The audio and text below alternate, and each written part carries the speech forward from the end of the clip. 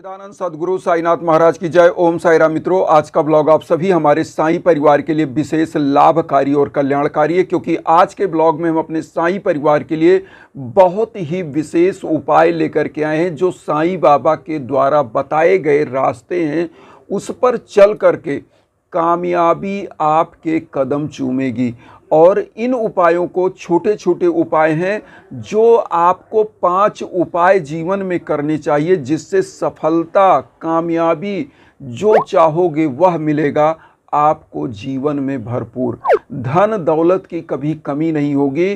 कहा गया है कि बाढ़ें पूत पिता के धर में, खेती उपजे अपने कर में। जिस भी परिवार में धर्म वत्सलता के साथ, श्रद्धा और सबरी के साथ बाबा की पूजा की जाती है, वह परिवार कभी भी दुख दरिद्रता में नहीं रह सकता, क्योंकि बाबा की कृपा साक्षात ऐसे परिवारों पर होती है। तो आज सबसे पहला उपाय जो हम बताना चाहते हैं, जिनके जीवन में हमेशा दुख बना है, जिनके यहाँ बिजनेस चल रहा है, बिजनेस में घाटा लग रहा है, जिनके यहाँ किसी भी कार्य क्षेत्र में कदम तो रखते हैं बहुत ही अच्छे से, लेकिन सफलताएं नहीं मिल पा रही हैं, ऐसे परिवारों के लिए आज हम उपाय लेकर के आए हैं। तो पहला उपाय पूजा। देखिए, घर का सबसे मेन बिंदु क्या होता है? पूजा कक्ष। अगर वास्तुशास्त्र में आप जाएंगे तो वास्तुशास्त्र में सबसे पहला विधान जो देखा जाता है, आपके घर का सबसे पहला दिशा कौन सा है, मतलब जो आप इंटर करते हो अपने घर में, तो पहला वास्तुशास्त्र में आपके घर की दिशा। दूसरा मेन पॉइंट, जो सबसे बड़ा मेन पॉइंट है, जो पूरे घर को ऊर्जा देता है, वह पूजा कक्ष है। और जिन घरों में अरते बिरते पूजा होती है, मतलब कभी कभार पूजा होती है, कभी पूजा हुई कभी पूजा नहीं हुई, ऐसे घर में हमेशा नकारात्मक ऊर्जा का वास होता है। ऐसा घर कभी पनप नहीं सकता। ऐसा घर हमेशा जो है दरिद्रता की तरफ बढ़ता है, कंगाली की तरफ बढ़ता है। ऐसे घर परिवार में लोग रोगी होते हैं। इसीलिए कहा जाता है कि घर में एक धूप दीप जरूर जलाएं, 5 मिनट की पूजा करें, लेकिन अपने पूजा कक्ष में एक धूप दीप जरूर जलाएं। प्रभु की, अपने इष्ट देव की मूर्ति स्थापित करें, साईं की मूर्ति स्थापित करें। किसी भी ऐसे जो भी इष्ट देव आपके हैं, जिनको आप मानते हैं, जिनमें आपकी श्रद्धा है, तो उनकी मूर्ति रखें, उनकी फ़ोटो रखें। एक अगरबत्ती, एक धूप बत्ती जरूर जलाएं अपने इष्ट देव के नाम। क्योंकि जिस प्रकार से आपको डेली अन्न की आवश्यकता होती है इस बॉडी को चलाने के लिए, उसी प्रकार से हमको अपने घर में एक दीप, एक धूप जलाने की आवश्यकता होती है, जो उस घर को चलाता है। आपको सबसे पहला चीज़ मैं बता दूं, जब आप नींव रखते हो अपने घर की, तो नींव पूजन होता है, भूमि पूजन होता है। क्योंकि जब आप, जैसे मंदिरों का प्राण प्रतिष्ठा आपने सुना होगा, ऐसे घर का प्राण प्रतिष्ठा होता है। और जिस घर का वास्तुशास्त्र होता है, उस घर में एक जीवित आत्मा की तरह यह घर होता है। आप घर कभी छोड़ दीजिए और फिर देखिए कि घर अपने आप खंडहर बन जाता है, अगर वहाँ से परिवार निकल जाएं। क्योंकि वहाँ पर क्या होता है, एक ऐसा साया प्रभु का बनता है, जब वहाँ पर पूजा पाठ होते हैं, जो नकारात्मक ऊर्जाओं से आपको निकालते रहते हैं और आपके घर परिवार को ऊर्जा प्राप्त होती है। तो पहला काम आपका क्या है? घर में पूजा बहुत ज़रूरी है। दूसरा काम क्या होना चाहिए कि जो भी आप कमाई करते हैं, उसका दशांश का दान। कहा गया है कि पंछी के पिए से घटे न सरिता नीर, दान किए से धन न घटे जो सहाय रघुवीर। मतलब यहाँ पर कहा गया है कि जो भी आप कमाई करते हो, हमारे हिंदू परंपरा में, सनातन परंपरा में, ये कहा जाता है कि दशांश का दान। दशांश मतलब आप जो भी कमाते हो, अगर 100 रुपये आप कमा रहे हो, तो उसका 10वां हिस्सा आपको दान करना है। 10वां हिस्सा दान, यहाँ क्या कहें, एक अंश भी दान लोग नहीं करना चाहते। और मैं एक चीज़ बता दूं, इसीलिए लोग दुखी हैं। क्योंकि यहाँ पर मैं आपको बताऊं, हमेशा यह सोचिए कि आप केवल जानवर की तरह नहीं पैदा हुए हैं, आप एक मनुष्य हैं। आपको ज्ञान मिला है, आँख मिला है, चक्षु मिले हैं, स्पर्श इंद्रियां मिली हैं, सोचने की क्षमता आपके पास है। तो आप एक रिस्पांसिबल प्राणी हो। आप एक जिम्मेदार नागरिक हो, आपको यह सोचना है कि अगर एक रोटी हम खा रहे हैं, हमारे आसपास कोई भूखा है, तो उस एक रोटी का 10वां अंश भी हम दान कर दें तो वो हमारे लिए स्वर्ग में जाने के समान है। इसीलिए हमारे जो पुरुषार्थ है उसमें 4 चीज़ें हैं: धर्म, अर्थ, काम, मोक्ष। धर्म को प्रथम वरीयता दी गई है, सेकंड पर अर्थ है, उसके बाद काम और मोक्ष आते हैं। तो हमारा कहने का मतलब धर्म को करते हुए अर्थ का जब अर्जन करते हैं और अर्थ को भी धर्म के अनुसार ही आचरण करके खर्च करते हैं तो ऐसा घर कभी दरिद्र नहीं हो सकता। इसलिए अपनी कमाई का 10वां अंश हर मंथली जो भी आप कमाते हैं उसमें से थोड़ा सा निकाल के एक पात्र बनाइए, दान पात्र घर में, उसमें रख दीजिए। और जब भी आप लोग कहीं भी तीर्थ स्थल जाएं, किसी मंदिर जाएं, उसी में से निकाल कर गरीबों दीन दुखियों को दान करें। अब आता है तीसरा चीज़, यज्ञ याजन। जब भी आपके जीवन में कष्ट आए, दुख आए, आपके जीवन में कष्ट दुख ना भी आए तो इंतज़ार नहीं करना, आप यज्ञ याजन हवन पूजन जरूर कराते रहें।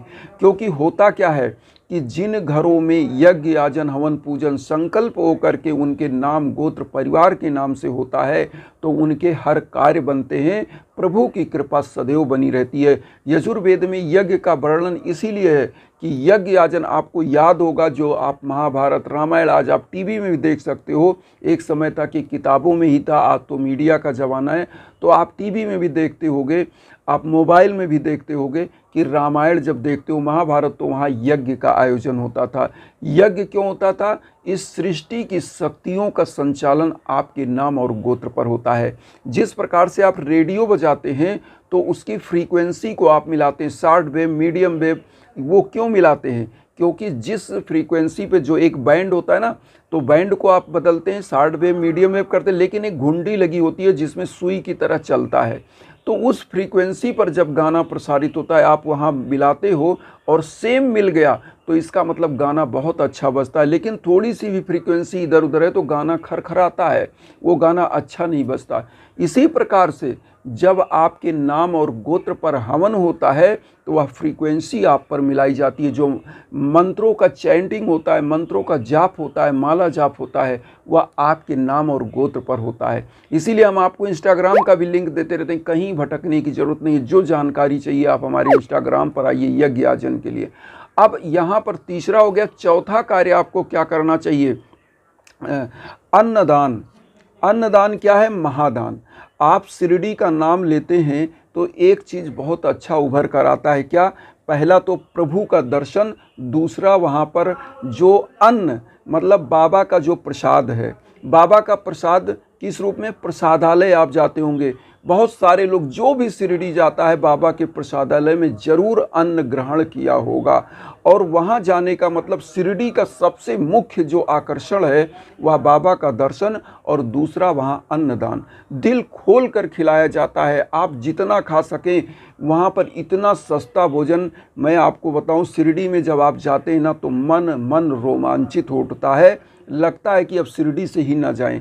इसीलिए क्योंकि प्रभु की कृपा वहाँ खूब बरसती है और जो प्रभु की कृपा चाहता है वो अपने घर में अगर प्रभु की स्मरण करता है, क्योंकि कहा गया कलयुग का है नाम आधारा, सुमिर सुमिर नर उतर पारा। प्रभु का अगर आप शिरडी दर्शन करने भी नहीं जा पा रहे हैं तो अपने घर में ही आप नाम जाप करिए, अपने घर में ही यज्ञ याजन करिए, अपने घर में ही हर पूजा करिए, दान दक्षिणा निकालिए प्रभु के लिए, गरीबों दीन दुखियों को वितरण करिए, किसी साईं मंदिर अपने आसपास अपने शहर में जाइए तो भी बाबा की कृपा ऐसे ही प्राप्त होती है। तो यहाँ पर अन्नदान का मैं महत्व बता रहा था। शिरडी में अन्नदान भर भर के होता है। किस प्रकार से कि वहाँ संस्थान के द्वारा ही आपको, चाहे भक्त निवास हो, चाहे कोई भी बाबा का जो भी संस्थान का निवास हो, वहाँ पर भी भोजन आपको मिल जाता है। और बहुत ही नॉमिनल, जो हम कहते हैं कि उसका कोई मतलब नहीं है, 10 रुपये, 20 रुपये, 50 रुपये, आज क्या मतलब है, उतने में वो केवल इसलिए लिया जाता है कि जो सुविधाएं आपको मिल रही हैं वो सुविधाएं प्रॉपर मिलती रहें। वरना आज आप सोचिए, आप अपने शहर के होटल में भोजन करने जाते हो, 2-4 हज़ार रुपये एक आदमी का भोजन का लग जाता है, अगर अच्छे रेस्टोरेंट। और वहाँ पर जो भोजन की दिव्यता है ना, मैं आपको बता दूं कि वह दिव्यता अलग है। तो इसलिए मैं जो कहना चाहता हूं कि अन्न दान करिए, गरीबों दीन दुखियों को बाबा के नाम से दान करिए, और बाबा निश्चित आपका भंडार भरेंगे। झोलियां आपके घर की कभी खाली नहीं होंगी। ये 4-5 चीज़ें जो आज हम बताना चाह रहे हैं आपको, इसलिए कि जीवन को एक नई दिशा आपकी मिलेगी और सफलताएं कदम चूमेंगी। और जब धर्म वत्सल होकर के बाबा के श्री चरणों में लगेंगे तो कोई ऐसी ताकत नहीं दुनिया की जो आपको असफल कर सके। 5वां काम आपको क्या करना चाहिए, किसी भी कार्य को करने से पहले आप साईं बाबा को समर्पित करिए। आप कहेंगे ये कैसे?